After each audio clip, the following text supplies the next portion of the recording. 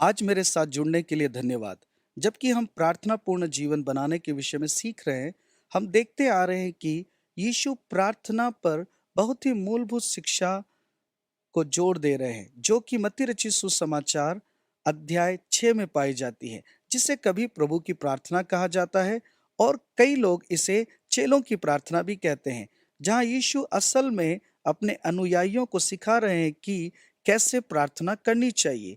और वे हमसे कहते हैं कि ऐसे प्रार्थना आरंभ करना, हे हमारे पिता, तू जो स्वर्ग में है, तेरा नाम पवित्र माना जाए। जैसा कि हमने परमेश्वर के साथ संबंध के महत्व के बारे में सीखा है कि हम उन्हें यीशु पर विश्वास करने के कारण पिता कहकर पुकार सकते हैं, और वे इस बात पर भी ध्यान देते हैं कि परमेश्वर के पास आदर के साथ जाएं।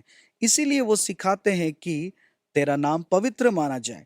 यीशु ने यह भी सिखाया, तेरा नाम पवित्र माना जाए, तेरी इच्छा जैसे स्वर्ग में पूरी होती है वैसी पृथ्वी पर भी हो। जैसे कि हमने इस बात को भी ध्यान दिया कि हमारे जीवन में, हमारे जीवन के हर क्षेत्र में, हमारी कलीसिया, हमारे पड़ोसी, हमारा समाज और हमारे देश में भी, लेकिन हो सकता है कि कोई यह प्रश्न उठाए कि यदि परमेश्वर वास्तव में है, तो फिर हमें ऐसा हो जाने के लिए प्रार्थना करने की आवश्यकता क्यों है? क्या वह सर्वसत्ताधारी नहीं है? क्या वे सब पर नियंत्रण नहीं रखते? क्या वह सर्वशक्तिमान नहीं है? हमें परमेश्वर की इच्छा पूरी होने के लिए प्रार्थना करने की आवश्यकता क्यों है? मैं इसके लिए 3 सुझाव बताना चाहता हूं कि किस कारण से हम परमेश्वर की इच्छा पूरी होने के लिए प्रार्थना करते हैं। पहला है, जब हम अपने जीवन के लिए यह प्रार्थना करते हैं कि तेरी इच्छा पूरी हो जाए, तब हम अपनी इच्छा को परमेश्वर की इच्छा के साथ मिला देते हैं। इसका उत्तम उदाहरण वचन के अनुसार मैं सोचता हूं कि स्वयं यीशु का ही उदाहरण है। मत्ती अध्याय 26 में यीशु गत्समनी की बाग में प्रार्थना कर रहे हैं, क्योंकि वे क्रूस पर चढ़ाए ही जाने वाले हैं। पिता, हो सके तो यह कटोरा मुझसे टल जाए, तो भी जैसा मैं चाहता हूं वैसा नहीं, परंतु जैसा तू चाहता है वैसा ही हो। यीशु कुछ बहुत ही कठिन समय से गुजर रहे थे कि वे अपने ऊपर संसार के पाप की सजा लेने वाले थे, और वे अपनी इच्छा को पिता की इच्छा के आगे समर्पित कर देते हैं। फिर भी हो सके तो ये कटोरा मुझसे टल जाए, किंतु मेरी नहीं, तेरी इच्छा पूरी हो जाए।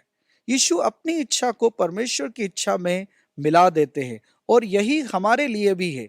जब हम प्रार्थना करते हैं कि तेरी इच्छा पूरी हो जाए, तब यह हमें पूर्ण इच्छा के साथ करना चाहिए कि परमेश्वर अपनी इच्छा पूरी करे, भले ही यह ऐसा कुछ हो जिसे हम कभी भी अपने लिए नहीं चुनेंगे। दूसरा, जब हम यह प्रार्थना करते हैं कि तेरी इच्छा हमारे जीवन में पूरी हो जाए, तो हम परमेश्वर की इच्छा पूरी करने के लिए सशक्त किए गए हैं।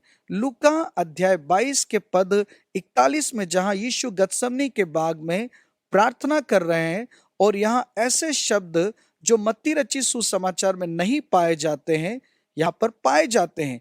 जबकि वे प्रार्थना कर रहे हैं कि फिर भी मेरी नहीं, परंतु तेरी इच्छा पूरी हो जाए। लूका 22 के 43 में लिखा है, तब स्वर्ग से एक दूत उसको दिखाई दिया, जो उसे सामर्थ्य देता था, और उसने पिता की इच्छा के लिए समर्पण कर दिया। मसीह को सामर्थ्य के द्वारा शक्ति प्रदान की गई। अतः जब हम प्रार्थना करते हैं परमेश्वर की इच्छा पूरी हो जाए, विशेष तौर से हमारे जीवन में, तो हम अपनी इच्छा को परमेश्वर की इच्छा के साथ पंक्तिबद्ध करते हैं। तब परमेश्वर के पास आते हैं, जो कि अपनी इच्छा की पूर्ति के लिए हमें ताकत प्रदान करते हैं। तीसरा है, जब हम प्रार्थना करते हैं कि परमेश्वर की इच्छा पूरी हो जाए, भले अपने जीवन के लिए या अन्य लोगों के जीवन के लिए, तो हमारे पास विशेषाधिकार है, महान महान विशेषाधिकार है कि परमेश्वर के राज्य के काम में उसके साथ सहभागी हो जाएं।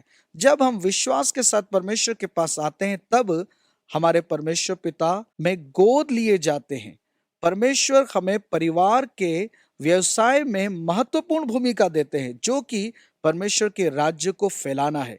परमेश्वर की इच्छा पूरी होने के लिए प्रार्थना करना हमें सीधा करता है, ताकत प्रदान करता है और हमें परमेश्वर का भागीदार बनाता है उसके राज्य के अति महत्वपूर्ण कार्य में।